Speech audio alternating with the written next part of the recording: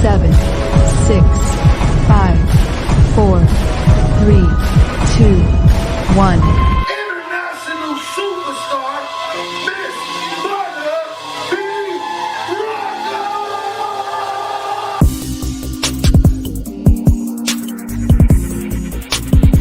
You are now tuned in to Butter B Rocker on Transparency Talks Podcast.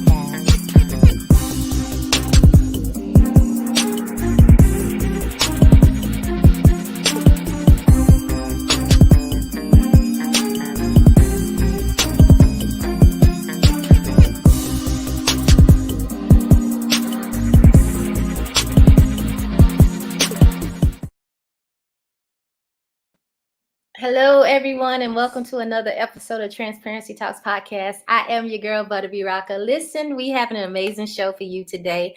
I'm super excited about this young lady. We are talking about transforming trauma, how you can turn your pain into power. Would you all please help me welcome Miss Melissa Carr, author Miss Melissa Carr.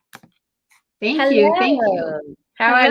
Hello, Butter. Thank you so much for that warm welcome. Oh, no problem. How you doing today? I'm doing great. How about you?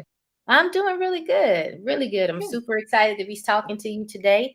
Well, here at Transparency Talks Podcast, I like to dive right on in. Can you tell everybody a little bit about your background? Absolutely. So first and foremost, my name is Melissa Carr. I just celebrated my 50th birthday a couple weeks ago. Yay.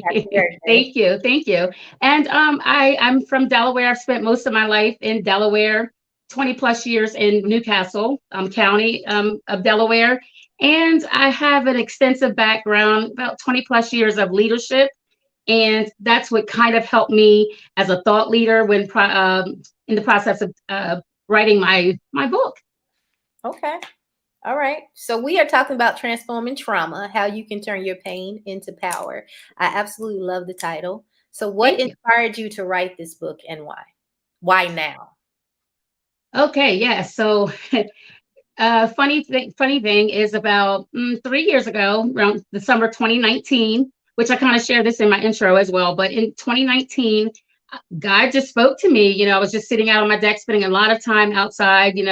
I was home on a medical leave. So I was just kind of, spending a lot of time out there and just gathering my thoughts. And he spoke to me and said, you need to write a book.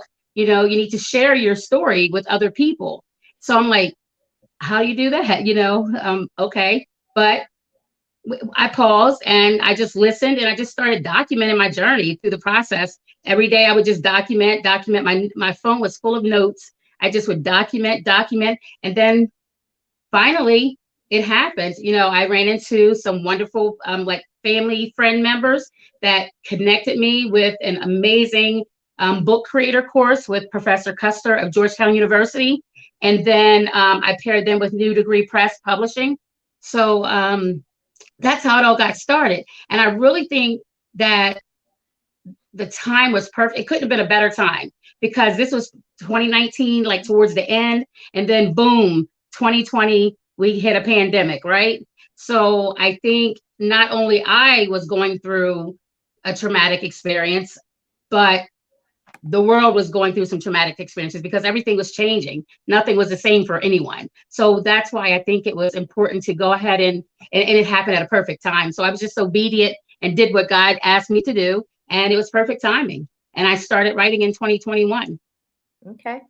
So how did you come up with this title? Because it's definitely a deep title. Thank you. So I kind of, again, out there on that deck, I was just, like thoughts were coming, it's kind of like, okay, when I went through what I went through, which is basically job loss and health issues, once I kind of started thinking about those things and like, instead of going into a dark space, I was trying to figure ways of how I could turn this into power. So I would turn what happened to me into power and take control of what was happening to me, right? So, and then when I got into the publishing, my first editor actually her and I were going over titles, because it was early in this early stages, and I wasn't sure. I was like, oh my gosh, what am I going to, I had already written down how you can turn this pain into power. I had Right. that already written down when I had to complete my coursework with the community, but I didn't have the transforming trauma piece to it. So as I was working with that editor in the first the first session, we kind of came up, excuse me, with adding the transforming the trauma to pair it to that. And that's how I married those two together and came up with that title. Yeah, I think that the title definitely will make people want to read the book, Great. Thank you. It's very, because people are going through things. And if I see this title, How You Can Turn Your Pain into Power, I'm definitely going to read it because, people are into self-help, and Yes. it's even better.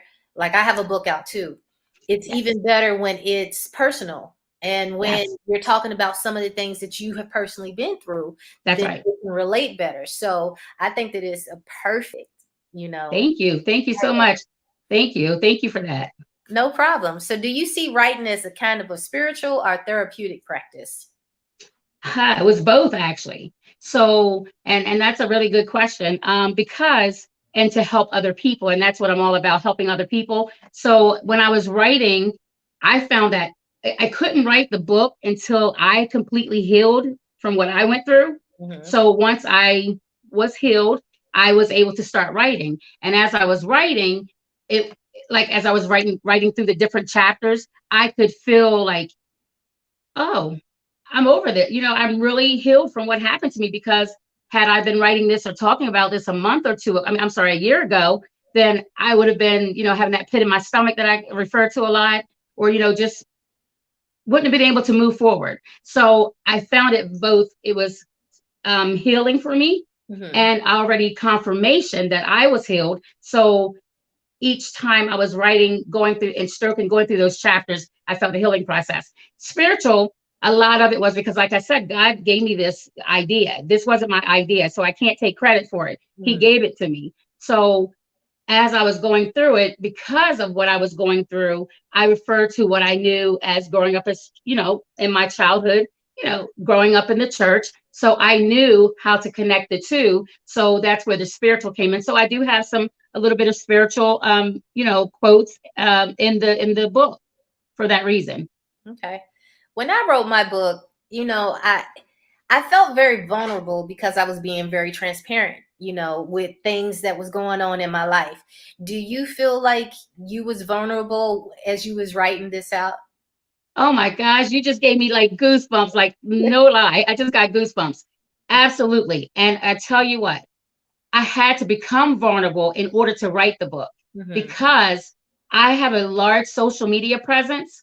However, I was still a very private person, right? So all people saw was this, this Melissa that gets dressed up and is always smiling, and, but that was the part that God wanted me to reveal to the people.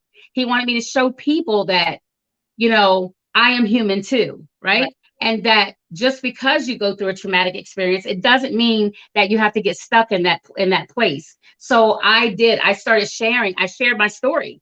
It was a secret. It was very private. I didn't want only very close people to me knew what was going on in my life. But once I made that decision to write the book, I knew right then, okay, hey, and I didn't once regret it. I didn't want to say, oh my gosh, don't put that in there. I put what I needed to put in there to help other people. And I think that was huge, because again, people look at me and they feel like, oh, nothing happens to her. She's all, everything's great for her, but life happens for all of us. Yeah, definitely. So which of the characters do you relate to the most, and why? Oh, yeah. So in my chapter 3 is called Betrayal. And my character there was Rose. And Rose basically went through a divorce, a horrible divorce situation. I didn't go through a divorce. However, I could still relate my situation, because I was fired from my job, that I worked at for 19 years, right? And I was very loyal and dedicated to my job. So when things happen, and nothing was going wrong, the only thing that went wrong was that I had a medical situation, so I was unable to go to work. So as a result of that, at some point I was fired. Well, once I was fired, I'm like, whoa, I felt betrayed. Right. You know, that felt like betrayal to me. So that's how I could relate to that chapter. Because although the situations were different, it still was relatable because it's still betrayal. Betrayal is betrayal, whether it's a job loss, whether it's a relationship, a friendship, you know. So that's how I relate to that character most, which was Rose in chapter 3 of Betrayal. Okay. How did you come up with your chapters? That's a good one too. You're asking me some really great questions here. So I got to tell you, when I wrote the book, I never had a desire to write a book. Never. This was all God's doing, you know. So when I sat down, when I got into the book program and I was in the community, I was with my editor, and the technique that Professor Custer was, you know, delivering, I wasn't grasping it. For some reason, my brain just could not grasp the technique, right? But what I thought, I started writing in topics. I started making topics. So I was coming up with different topics that I wanted to talk about. So I would make the topics. And so I told my editor, Benet at the time, I said, you know, I'm not grasping his technique. And she said, oh, no worries. You know, this is just the structure for you. You can do what works best for you. I was like, okay. So I kept writing in these topics.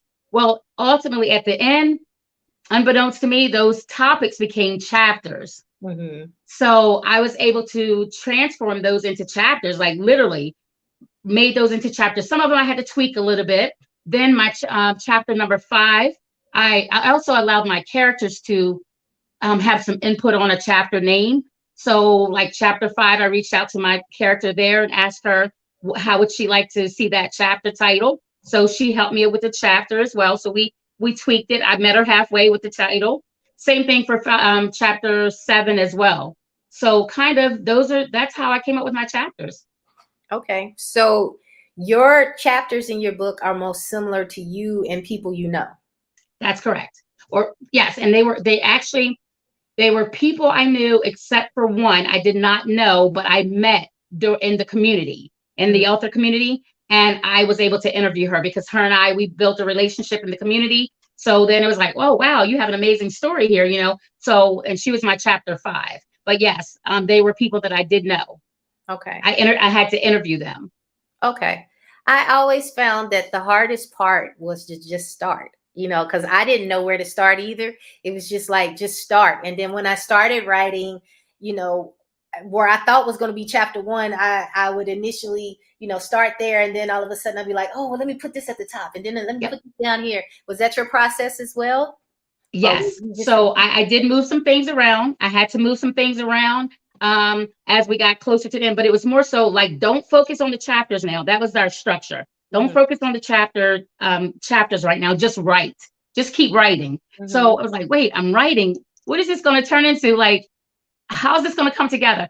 And Professor Custer, I promise you, it's going to come together. So we just kept writing and writing. And then like towards the very, very end, that's when I had to start like, okay, now I got to get these chapters in place. And now I got to make them make sense. And everything just flowed. And it was just, it flowed at that point. So you was in class, right? With your professor, when you was writing your stories and you was turning it in and letting him, you know, look at it and everything, did he offer advice, or did he want to keep you, you know, only focused on what you was doing and not you know, try to sway you, you know, with your wording? That's a really good question as well. So with this program, it was an amazing program. I'll tell anyone, I'll refer anyone to the program. It was very structured. We had 5 different editors. Okay. So I had my developmental editor that I started off with. So she was there kind of to help me get started. Right. You know, I'm just writing, don't know what's going on, just writing. And she's, you know, checking and making, you know, recommendations. And as we go, so mid June of 2021, I think it was, we had to turn in our manuscript. So once we turned in the manuscript, now there's another editor reviewing that entire manuscript, right?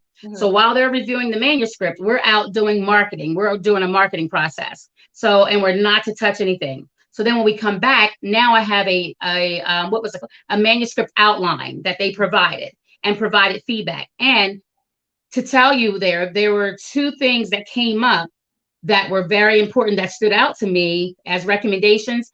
And one of them I accepted and one I did not. I agreed with both because it was constructive feedback. Mm-hmm. One was I wasn't using big words. I needed to use larger words, right?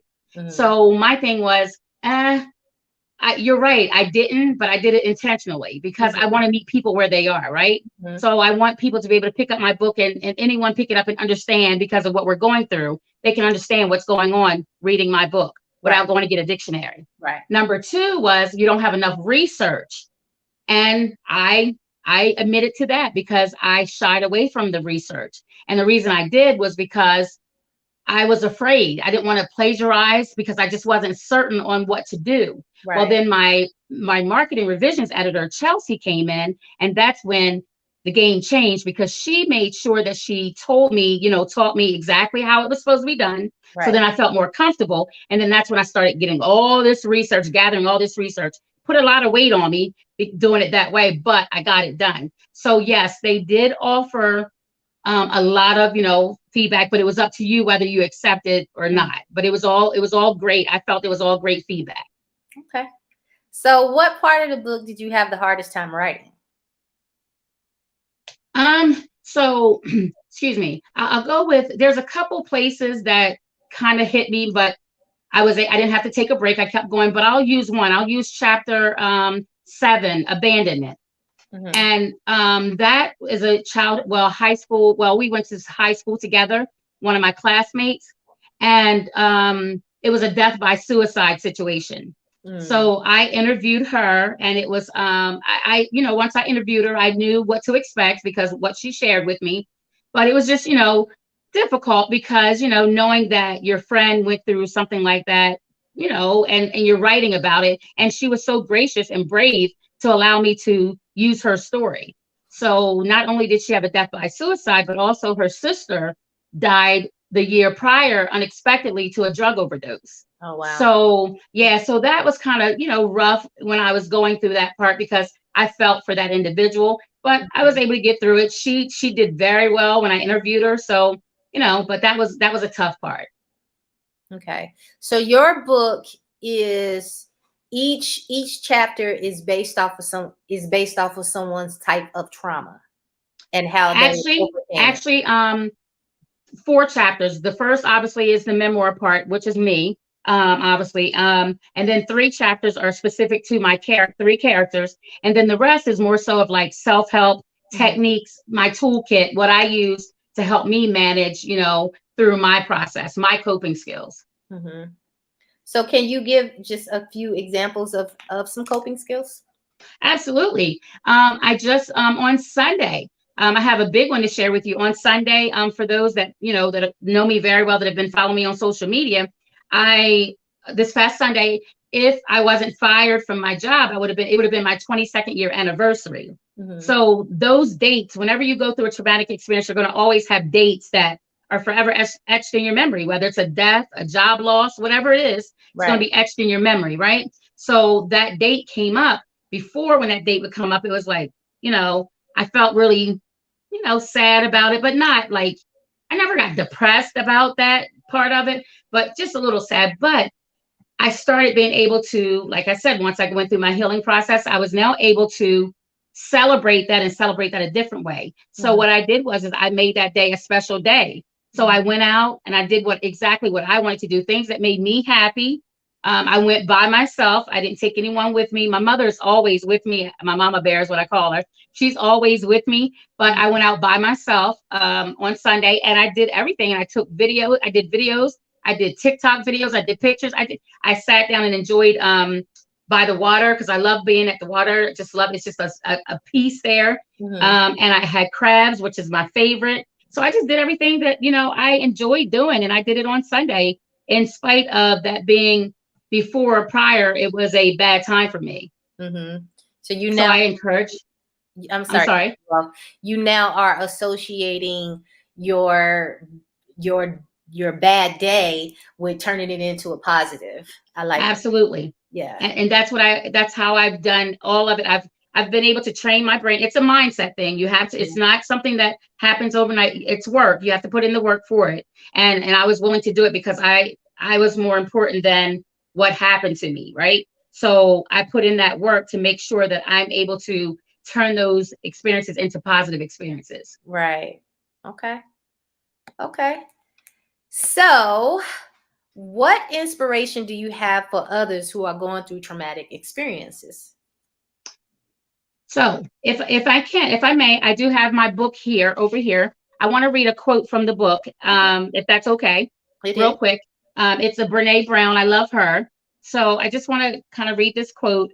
It's, oh goodness, I can't even see it. Our job is not to deny the story, but to defy the ending, to rise strong, recognize our story, and rumble with the truth until we get to a place where we think, yes, this is what happened. This is my truth. And I would choose how the story ends.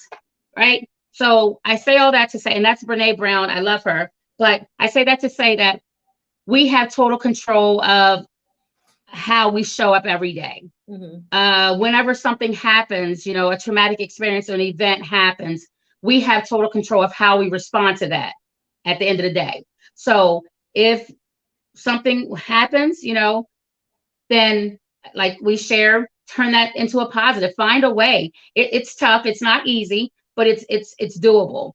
And once you're able to do that, then you can, you'll find that you're much more, again, you have total control of what's happening. So my advice is that, well, or my inspiration is, you're not alone. Trust me, everyone out here is going through something. It may not be, they all may look different, but everyone out here is experiencing something, right?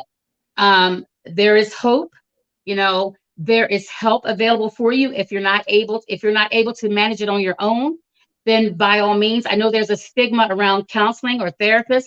Please, please, please do yourself a service, and instead of a disservice, and get yourself the help that you need. It's all private, confidential. You don't have to share with anyone. You can do it from the comfort of your home. I personally did it back when I first went through my experience, did it for a couple months, and that was it.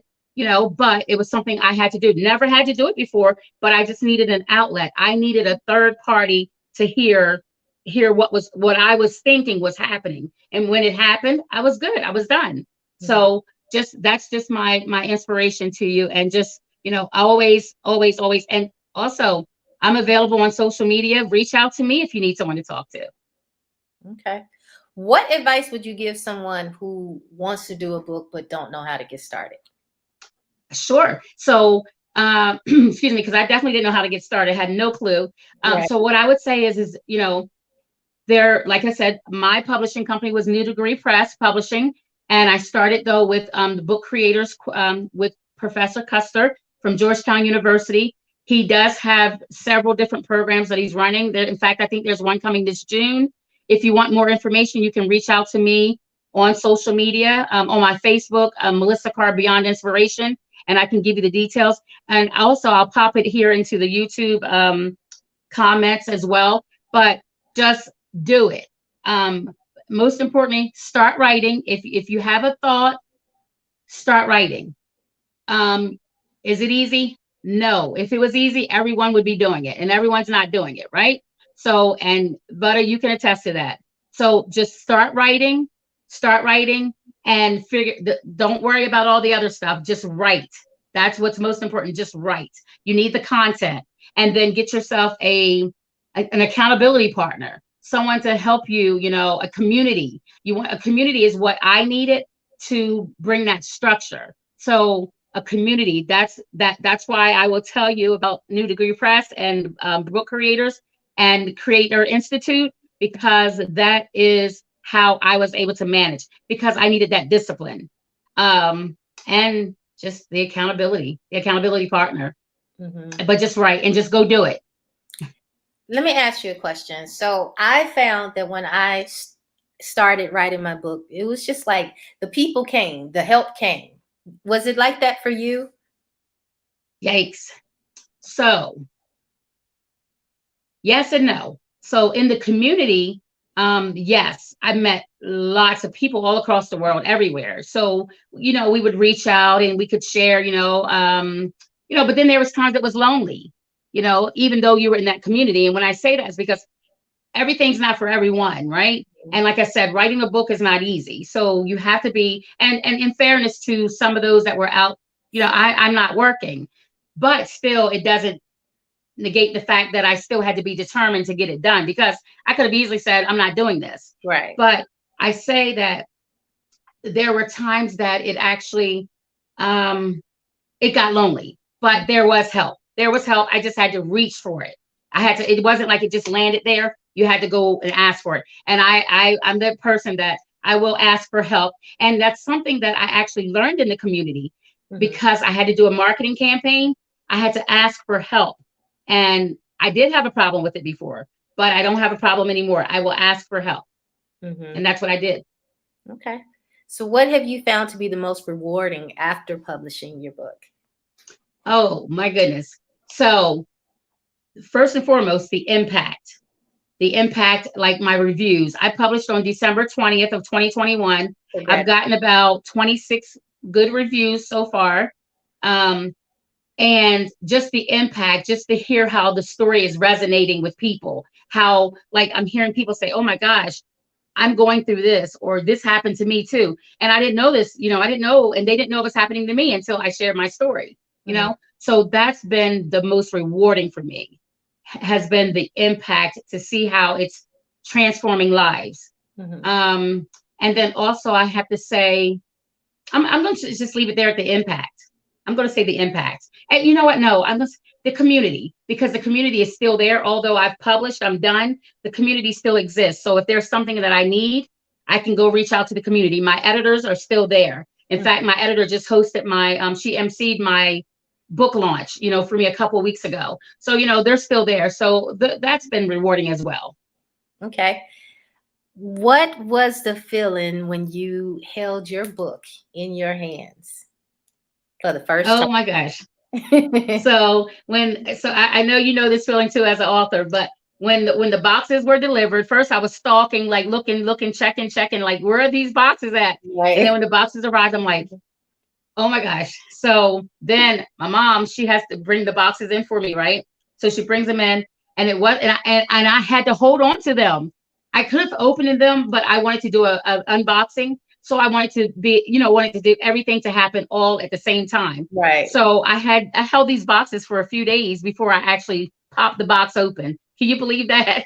But when I actually opened it and I was able to feel the book, the cover, and just was like, wow, I did that, And again, I'm going to give credit to God, but we did that, Yeah. And it was just amazing. It was amazing. Yeah, I can understand that. Well, where can we learn more about you and your book? So my book is on Amazon, and of course anywhere that you can purchase books. But I'm definitely out there on Amazon. I will also direct ship if you're interested, with a signed copy. If you want a direct ship book, it would be signed, and that would be for me directly. Now I don't have it set up on my website at this time. However, you can go to my website, which is www.melissacarrauthor.com. Again, that's www.melissacarrauthor.com. And you can go in the section and leave comments there, leave your email information, and I will reach back out to you to set up the process for the direct ship.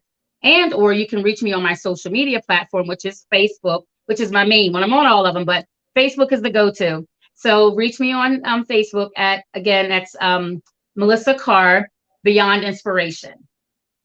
Okay. Well, I want to thank you so much for being a part of Transparency Talks podcast. Learned a whole lot, and I can't wait to read your book. I am going to order it, and I'm going to read it, and I'm going to leave a comment, because we need comments, people, on our Amazon. So make sure that you support, and not only support, tell a friend to tell a friend, post it on your page. It costs nothing to post on your page. Post it on your page, and leave comments when you read the books, you know. So Yeah. so And that's great. And I want to, before we go, I want to thank you so much for this opportunity. And also, I'm gonna, not this copy, but I'm gonna also I'm gonna send you a copy oh, of okay. the book. Okay. Okay. So I'm gonna send you a copy. I'll just reach out to you and get your information, but I'm gonna send you a free copy. So Okay. don't worry about going to purchase unless you want to purchase for someone else, pay it forward or something, but I'm gonna send you a copy, okay? Okay. Well, I appreciate that. And again, thank you so much for being a part of Transparency Talks podcast. And with that, everybody, we are out of here. Thank you so much. No problem. Thank you so much. Talk to you Take later. care. Bye.